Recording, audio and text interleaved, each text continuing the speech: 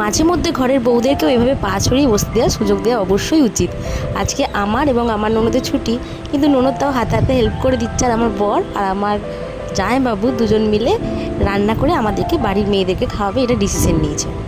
তো চলো দেখা যাক ওরা কেমন রান্না করে আর কী কী রান্না করে। অনেকেই বলে বাড়ির ছেলেদের রান্না কাজ নয়, এটা আমি একদম মানি না। ননদের আর আমার আজকে বড়ই সুখের দিন। আজকে রান্না বান্না ছেড়ে আমরা হয়েছি স্বাধীন। আহা, হয়েছি স্বাধীন।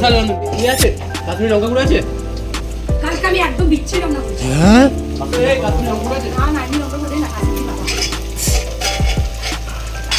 কালকে বাবা।